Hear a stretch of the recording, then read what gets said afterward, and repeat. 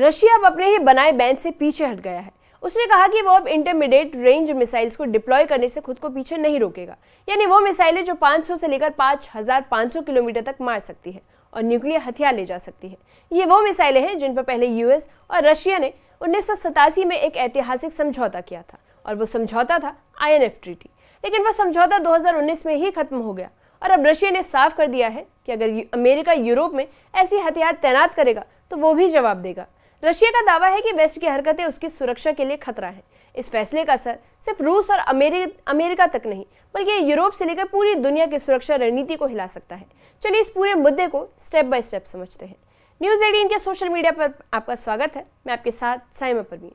1987 में अमेरिका और Soviet union ने मिलकर एक ऐतिहासिक समझौता किया था, और वो समझौता था INF ट्रीटी।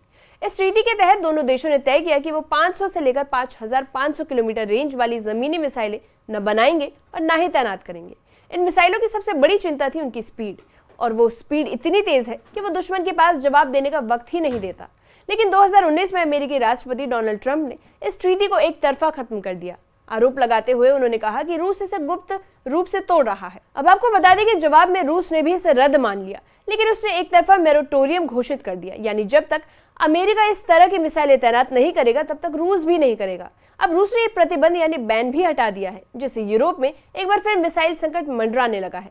रूस ने सोमवार को एक बड़ा रणनीतिक कदम उठाते हुए आधिकारिक तौर पर INF ट्रीटी से खुद को अलग कर लिया, और उसने इसको खत्म करते हुए ऐलान कर दिया कि अब इसका मतलब यह है कि रूस अब इंटरमीडिएट रेंज मिसाइलें जिनकी रेंज 500 से लेकर 5500 किलोमीटर होती है तैनात कर सकता है।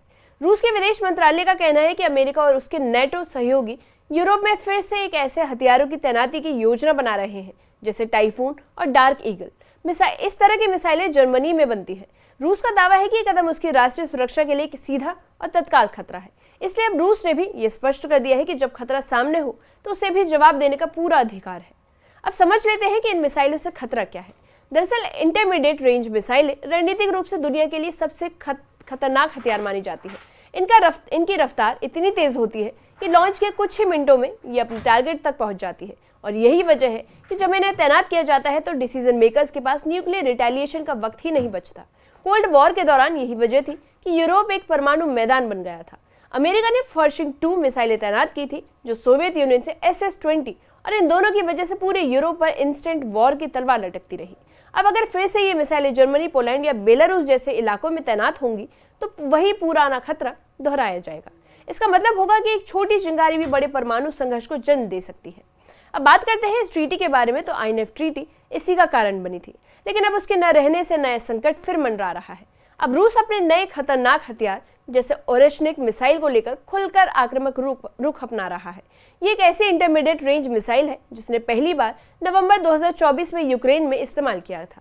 इसकी सबसे बड़ी खासियत है डुअल कैपेबिलिटी, यानी ये मिसाइल कन्वेंशनल और न्यूक्लियर दोनों तरह से वॉरहेड्स को ले जाने में सक्षम है। इसकी स्पीड आवाज से 10 गुना तेज है। अब आपको बता दें कि राष्ट्रपति व्लादिमीर पुतिन ने दावा किया था कि इसका एक भी पारंपरिक हमला इतना विनाशकारी हो सकता है कि वो किसी छोटे परमाणु हमले जितनी तबाही मचा सकता है। अब रिपोर्ट्स के मुताबिक जान लेते हैं तो रिपोर्ट्स कहती है कि रूस इस मिसाइल को बेलारूस में तैनात करने की योजना बना रहा है, जो नेटो बॉर्डर के बिल्कुल करीब है। इसका मतलब यह है कि पश्चिमी यूरोप अब इस मिसाइल के सीधे निशाने पर होगा। और इसी बीच अमेरिका की प्रतिक्रिया भी सामने आई है।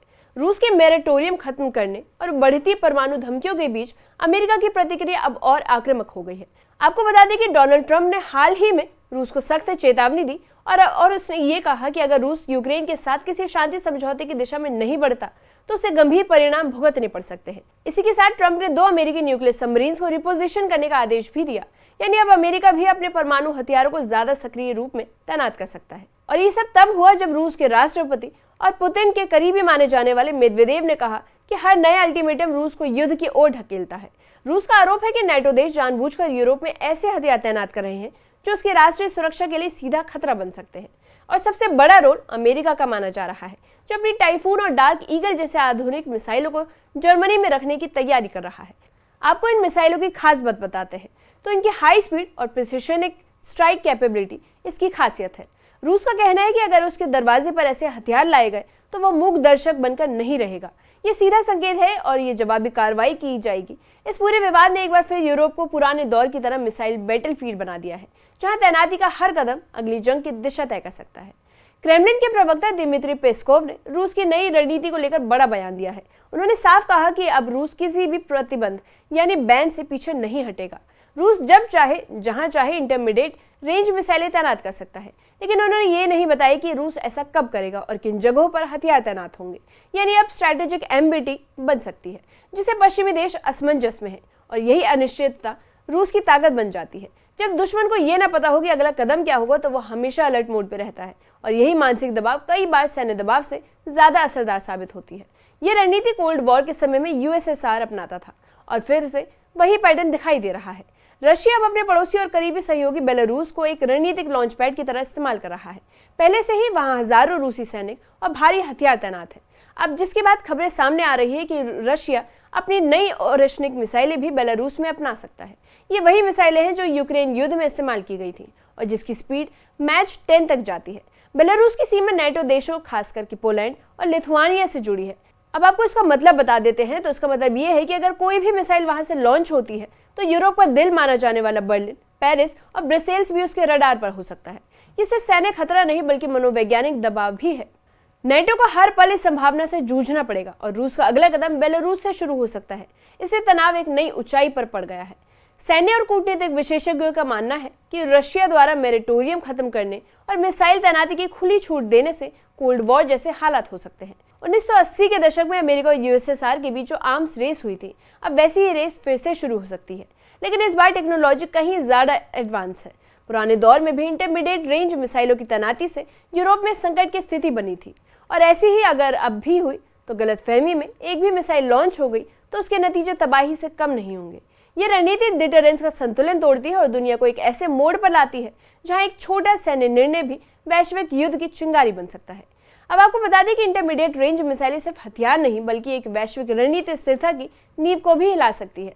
जब बड़ी शक्तियां जैसे रशिया और अमेरिका ऐसी मिसाइलें तैनात करती है तो बाकी देशों को भरोसा नहीं रह जाता कि सुरक्षा और जवाबदेही के बीच कोई संतुलन बच सकता है। हर देश को डर सताने लगता है कि अगला हमला कब और कहां से होगा और क्या उनके पास प्रतिक्रिया देने का वक्त होगा या नहीं।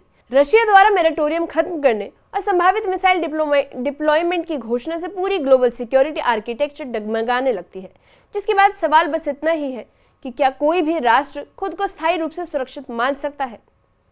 इस मामले पर आप क्या सोचते हैं, कमेंट सेक्शन में कमेंट करके बताइए।